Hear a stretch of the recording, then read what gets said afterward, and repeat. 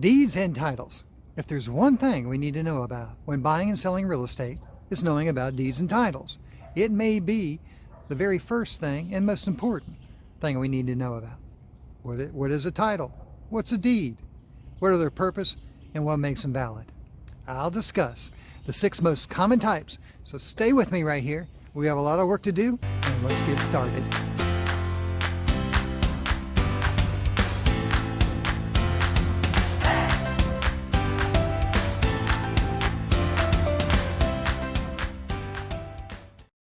Hello, it's Rick Miller. I'm a realtor, and thank you for watching my Jedico Properties YouTube channel.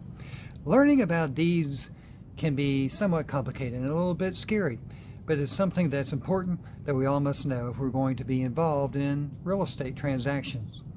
So let's start by clarifying the differences between a title and a deed. Often these two terms are used interchangeably, and most often that is okay, but let's be specific because understanding the difference is quite simple. And knowing the difference in certain situations might sometimes save you a little embarrassment. The biggest difference between a deed and a title is the physical component. A deed is an officially written document declaring a person's legal ownership of a property, while a title refers to the concept of ownership rights. Think of it this way. When we say deed, we are referring to the actual piece of paper used to convey to the world who has ownership of the land. When we say title, or who holds title, we are only referring to the name of the person, or persons, or entity whose name is on the deed. Now, another bit of important information you should know is that the party that relinquishes their ownership interest in the property is called the grantor, while the person receiving the grantor's ownership interest in the property is called the grantee. Although a deed must contain language that has the effects of conveying title, no particular wording is necessary. The granting clause must clearly express the grantor's intent to make a present or immediate conveyance of the title to the grantee, and not a future conveyance. The property being conveyed must be described so that it can be clearly distinguished from all other parcels of land. If the description is so indefinite that it cannot be identified with any certainty, the deed is void.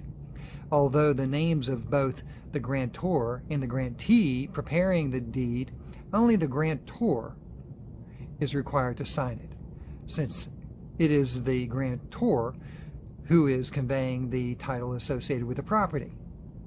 There are 2 elements that are recommended to be present in a deed, although the absence of these items may, in some circumstances, still may be found in a valid deed. Number 1, there should be something of value offered in exchange between the grantor and the grantee, but not always. Conveyance without actual consideration are termed voluntary deeds and are recognized as recordable. On a little side note, a deed that recites the payment of consideration is valid, even though the money has not actually been paid. The deed may still be valid, and the grantee could be sued and recovery of funds occur. This is one of the reasons why when we do a closing, before anything is signed, we need to know that the money is available and ready to be transferred from buyer to seller. The other component to make a deed valid is attestation and/or acknowledgement is required in order for the deed to be recorded. The process may vary by state, but in essence the process goes like this. An attestation is the act of witnessing the actual execution of the paper and signing one's name as a witness to the execution.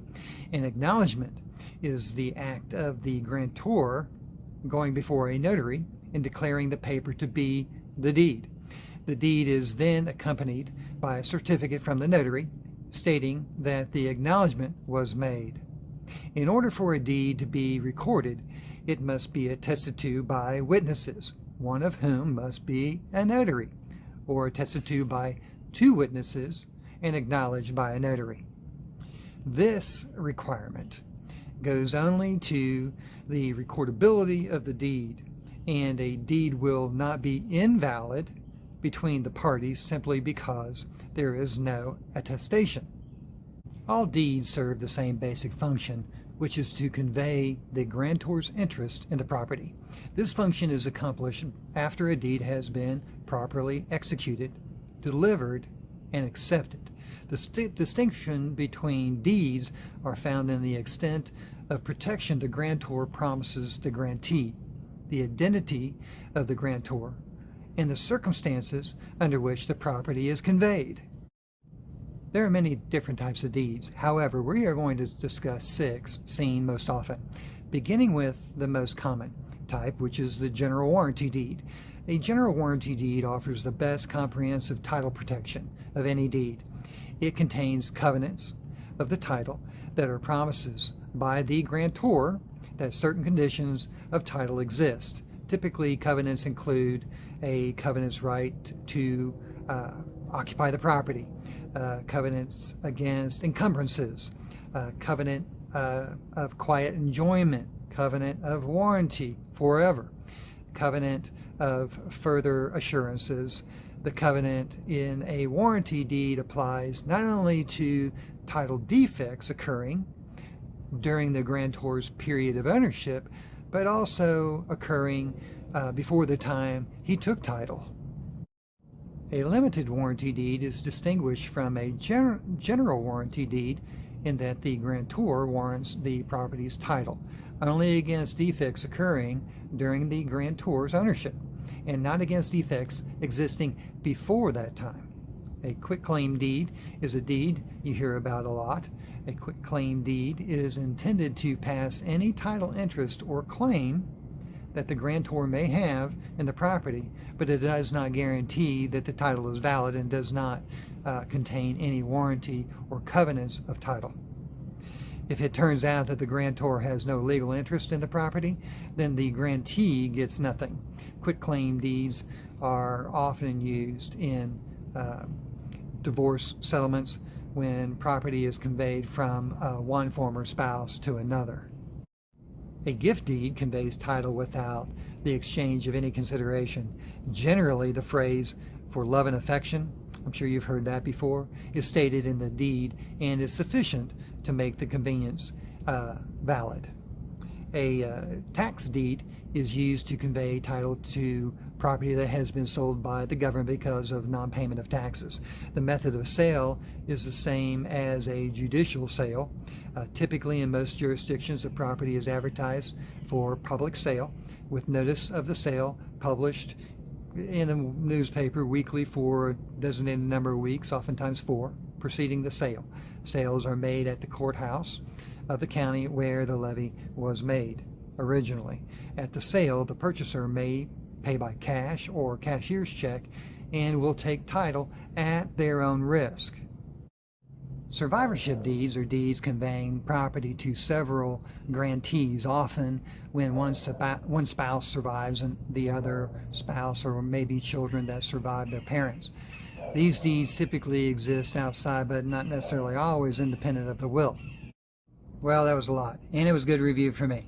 I hope I gave you a little useful information about deeds and titles. Certainly we could take a deeper dive, but I like to keep it simple. And now that you know the basics, I hope you feel more secure about asking questions.